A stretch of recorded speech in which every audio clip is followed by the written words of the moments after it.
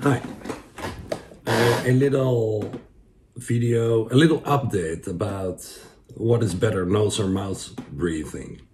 And first of all, shout out to Luke Wilson, who attended me to this information that I'm sharing with you in this video. So, like what I always say is by default, you want to breathe in through the nose and out through the nose.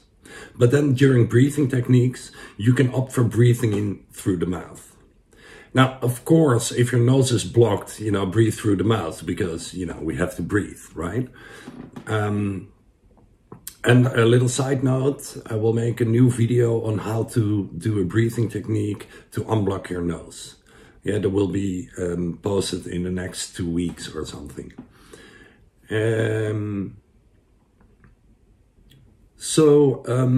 Okay, by default, breathing through the nose in and out. Yeah, that's what you really want to do.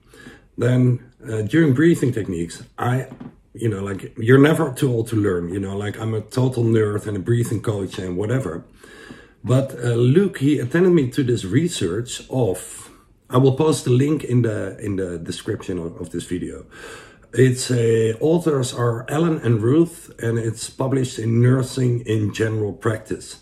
And the title is it's a clinical review, so that means that has been a test on people, the health benefits of nose breathing.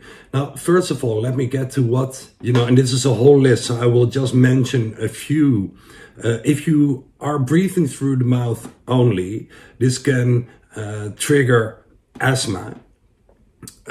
It can create bad breath, so smell from your breath, dental decay and gum disease, dysfunction of the jaw joint, bad teeth, as I said, a lot of stuff, you read it for yourself. Basically, what I know is that people who suffer from asthma are generally mouth breathers. Snoring is, by the way, one of them too. If you learn to breathe through the nose, some people that I know personally have, are off the medicine of asthma and are doing okay. So, really breathe through the nose. But then, having said that, I always say that during a breathing technique, you can opt for breathing through the mouth because you get more air in. Now, and this is the information that I learned just now, which is amazing. And I didn't know that, but it kind of figures, This is the quote. Nose breathing imposes approximately 50% more resistance to the airstream, right? More resistance than totally, as compared to mouth breathing. This results in 10 to 20% more oxygen uptake. So because of the resistance of nose breathing, we take up more oxygen. That is interesting. And these machines, they're really expensive, but it's like a breathing training machines where you breathe in and there's resistance. This has the same effect.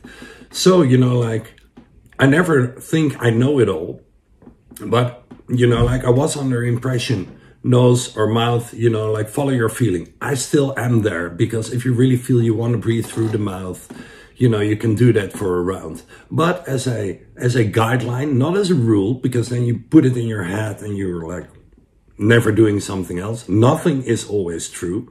But because of this research, I'm tending to that really nose breathing in is better because you take up more oxygen because of the resistance. New information. Very interesting. Now, how do I breathe out? Mouth or nose, it doesn't matter. I would say, during the day, as a default, nose in, nose out. Because by nose breathing, you make more nitric oxide. And nitric oxide is a vasodilator. It means that your blood vessels are getting more flexible. And this shows in looking young, for example, because most of your blood vessels are under your skin. But also in becoming older, I would want to say, clinical review, vasodilator, yes.